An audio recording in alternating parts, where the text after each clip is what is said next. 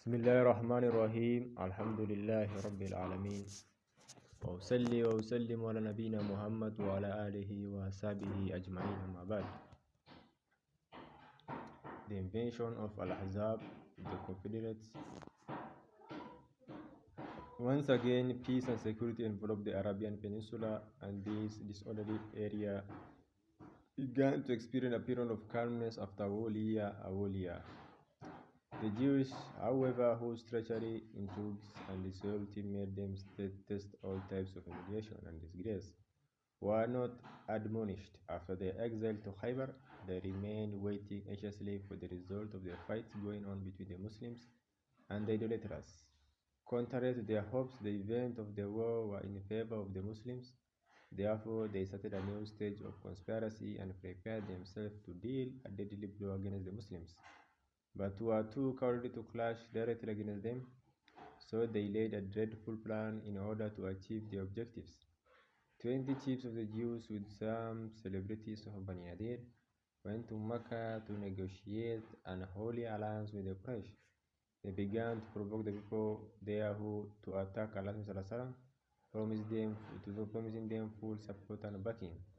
Some among the Quraysh who had been spiritless and proved too weak to challenge the Muslims at Badr seized this opportunity to regain their stained honor and spoil their reputation.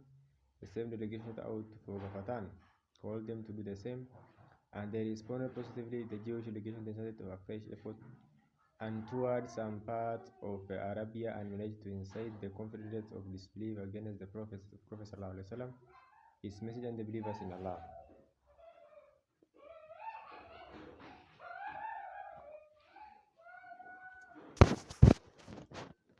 The Quraysh, Kinana, and other allies from Tihama in the south rallied, ranked, and recruited 4,000 men under the leadership of Abu Sufyan.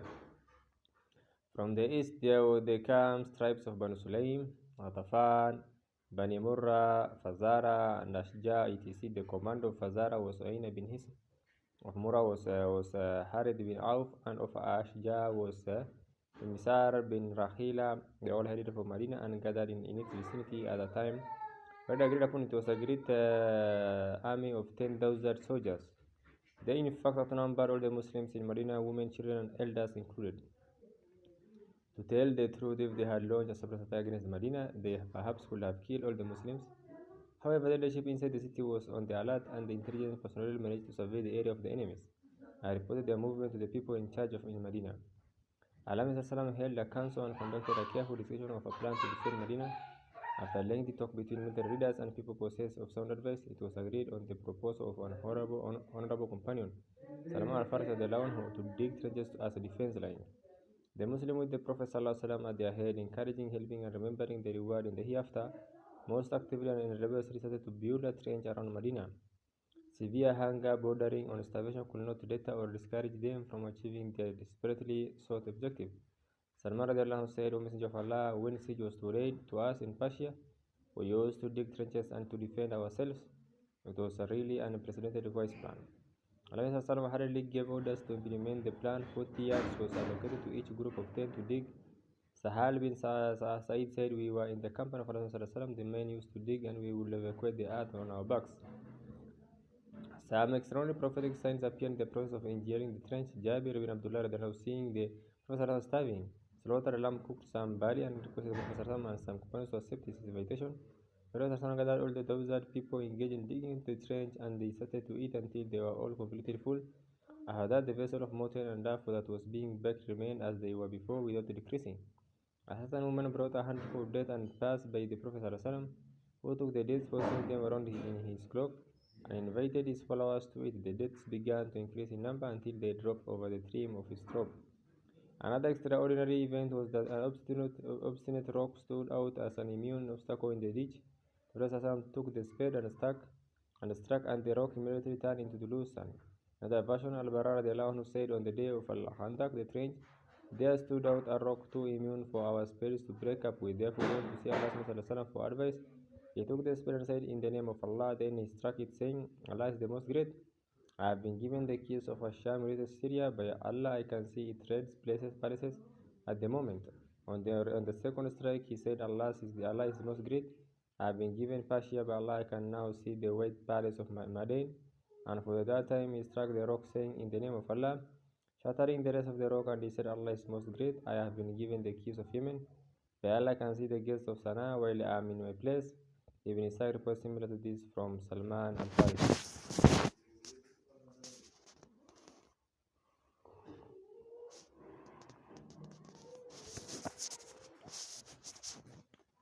The northern part of Marina was the most at risk, all the other sides being surrounded by mountains, rocks, and palm tree orchards. The Prophet ﷺ, as a skillful military expert, understood that the Confederates would march in that direction, so he ordered the trench be on that side. The Muslims went on digging the trench for several days.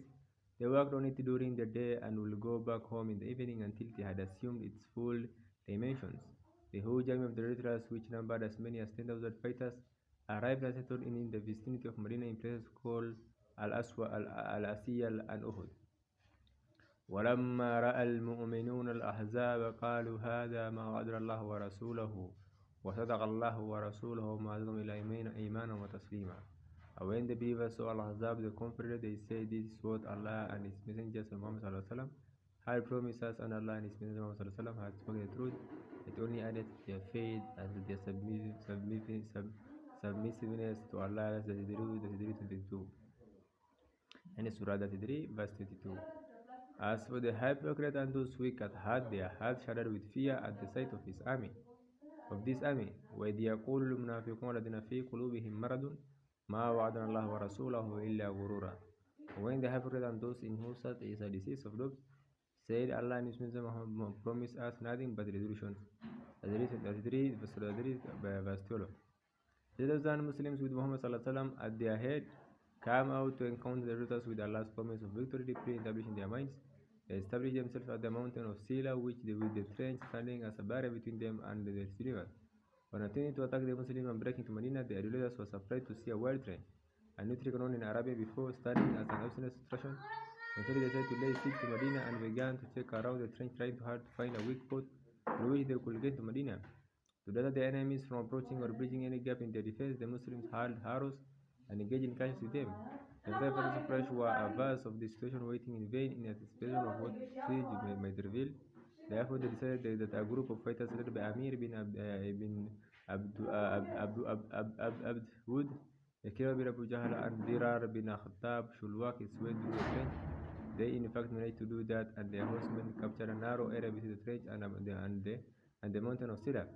Armed the Muslim to duel, Ali bin Abi Talib was sent to check him.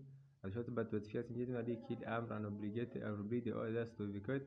In a state of panic and confusion, however, some days later, the police conducted fresh desperate attempts, but all of them failed to do the steadfastness and heroic confrontation of the Muslims. In the context of the events of the Battle of the Torrent, Allah failed to observe some prayers in their proper time.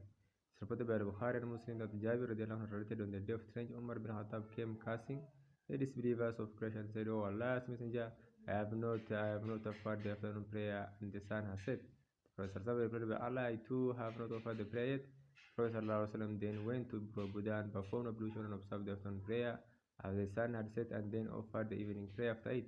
He invoked Allah's wrath on his enemies and begged Allah to fill their houses and graves with fire because they distracted him from observing the afternoon prayer. It's narrated by Ahmed and Shafi that the events of the battle detained him from the afternoon, evening, and night prayers, but he observed them. Combined, the different narrations point to the fact that the situation lasted for a few days. It's because of the trench standing between the two parties. No direct engagement took place, but rather there were military activities confined to arrow hurling. Consequently, the fight claimed the lives of a small number of fighters, 6 Muslims and 10 police, 1 or 2 killed by sword. During the process of fighting, Sa'ad bin Mu'adh was shot by an arrow that pierced his artery. Receiving his end, approaching, he invoked Allah, saying, "Oh Allah, no nothing is more to my heart than striving in your way against those disbelievers who believed your messenger and exalted him. O Allah, I deeply believe that you have decreed that we should fight them. So if there is still more fighting to go with them, let me stay alive in order to strive more against them. If it has ceased, I beg you to bleed it again so that I may die in it." He concluded his supplication, begging Allah not to let him die until he had full revenge on Banu Qurayza. In the midst of this difficult circumstances, plotting a stratagem while in march action against the Muslims, the chief criminal of Bani Nadir, Huyay, headed for the locality of Banu Qurayza to incite their chief Ka'ab bin Sa'ad al-Qurayzi, who had drawn a pact with Allah to run to his aid in times of war. Ka'ab in the beginning resisted Al-Huyay's temptation, but Huyay was clever enough to manipulate him. Speaking of Quraysh and their notables in Al-Asiyal, as well as Ghatafan and their chieftains entrenched in Uhud, all in one man determined to exterminate Muhammad and his followers. He moreover promised to stay in Ka'ab fort, exposing himself to any potential danger in case the Quraysh and Ghatafan resented. The wicked man continued in this manner until he later managed to win Ka'ab to his side and persuade him to break his covenant with the Muslims. Banu Qurayza then started to launch war operations against the Muslims, especially the secluded part that housed the women and children of the Muslims. According to Ibn Ishaq, Safiya radiallahu anha, daughter of Abdul Muttalib, happened to be in fought with Hassan bin Thabit as well as some women and children. Safiya radiallahu anha said a Jew was spotted moving, so especially around our side, which was vulnerable to any enemy attacks because there was no man to defend it due to the fighting with Banu Qurayza, making a barrier between us and Allah's Messenger, and there was no one between us and them to defend us while Allah and the Muslims were engaging the enemies, and they were not able to leave them at all. I said, "Oh Hassan, this Jew is moving around the area as you see. By Allah, we are in danger of the Jew seeing us and protected from behind."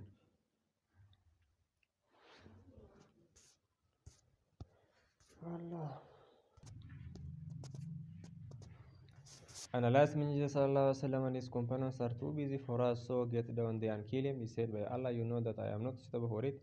So I got ready and took a 10 post, then descended from the fort to him, beating him with the post until I killed him. Then I returned to the fort. I said, "Oh Hassan, get down there and take his armor," for I was only prevented from doing so because he is a man. He replied, "I do not need any armor." This event had a far-reaching effect and discouraged the Jews from conducting further attacks, thinking that those sites were fortified and protected by Muslim fighters. They, however, went on providing the deltas with supplies in token of their support against the Muslims. When this bad news, the Messenger dispatched 4 Muslim prominent leaders, Sa'ad bin Mu'adh, Sa'ad bin Ubadah, Abdullah bin Raha, and Khawat bin Jubair anhum, for investigation, but warned them against spreading panic among the Muslims, and he advised that they should be declared in public that the rumors are groundless, or if they happen to be so. Finally, the 4 men discovered that the news was true and that the Jews announced openly that no pact of alliance existed any longer with Muhammad. Allah was brave on this situation, and the Muslims understood their critical position with the horrible danger implied there. Their back was open to the attacks of Banu Qurayza and a huge army at the front with no way to go back, while their women and children protected standing in between. This really Allah says, وَإِذْ زَغَتِ الْأَبْصَارُ وَبَلَغَتِ الْقُلُوبُ الْحَنَاجِرَ فَظُنُّوا بِاللَّهِ ظُنُّونَ هُنَالِكَ ابْتُلِيَ الْمُؤْمِنُونَ زِلْزَالًا شَدِيدًا. When the eyes grew well and their hearts reached to their throats, and you are hovering in doubt about Allah, the believers were tried and shaken with a mighty shaking. Now that the Muslims were shut in within the trench on the defensive, the hypocrites taunted them with having indulged in the falsehoods of defeating Kisra, Emperor of Persia, and Caesar, Emperor of Romance. They began to sow the seeds of defeatism and protested to withdraw for the defense of their homes, although these were in no way exposed to danger.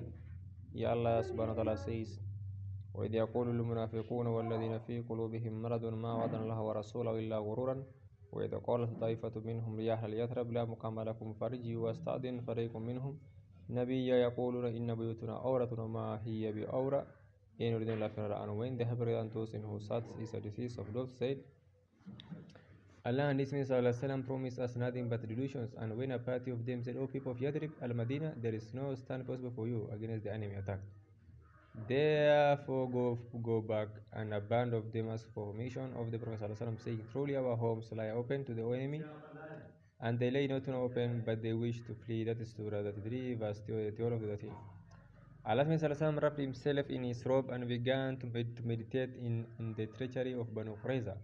The spirit of hopefulness prevailed over him, and he rose to his feet, saying, "Allah is most great. Listen, O Muslims, to Allah's good tidings of victory and support." And he says, his people is aiming at protecting the women and children, and sent some fighters back to Medina to guard them against the surprise assault by the enemy. The second step was to take action that could lead to undermining the ranks of the disputing Confederates. Here he had in mind to conclude a sort of constellation with the chiefs of Ghatafan on the basis of donating them a third of Medina's fruit crops. he sought the advice of his chief companions, namely Sa'ad bin Mu'adh and Musa.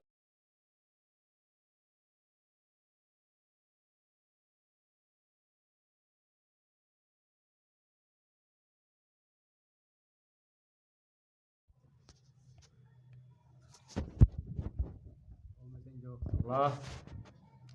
He sought the advice of his chief companions, namely Sa'ad bin Mu'adh and Sa'ad bin Ubadah, whose reply went as follows: O Messenger of Allah, if it is Allah's order, then we have to obey. But if it is a new course you want to follow just to provide security for us, then we don't need it. We experience those people in Buddhism and adultery, and we can safely say that they don't need the fruit of our orchards.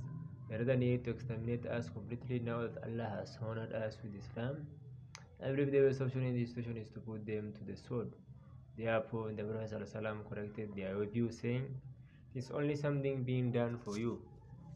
After he saw the Arabs are shooting you with an arrow from a unified bow, Allah, the glorious and exalted, praise is to him, created something that led to the conflict between the enemies of Islam and later on their full defeat. A man from the tribe of Ghatafan called Nu'aym bin Mas'ud came to Allah's Messenger and declared that he had embraced Islam. Sir then asked the Prophet to order him do anything that might benefit the Muslims. The Prophet asked him to do anything that could help the Muslim in the present distress and use any strategy available. The man shuttled between the Jews, the Quraysh, and the tribe of Ghatafan and managed to incite each party to let the other down. He went to the chiefs of Banu Qurayza and whispered in their ears not to trust the Quraysh nor fight along with them unless the latter promised to give them some captives. He tried to lend support to his council, but declared that the Quraysh would turn away from them if they perceived that victory over Muhammad was not possible. And the Muslims then targeted them for revenge. Nu'aym then headed for the camp of Quraysh and said something else for similar result. Here he felt that the Jews together breaching their covenant with Muhammad and his followers. He told them that the Jews maintained regular correspondence with the Muslims to the effect that a Qurayshite hostage to be sent to the camp of the Muslims with the full Jewish allegiance paid to them. As already agreed upon, Nu'aym then encouraged the Quraysh not to send hostages to Jews, as that task he did the same with the people of Ghatafan.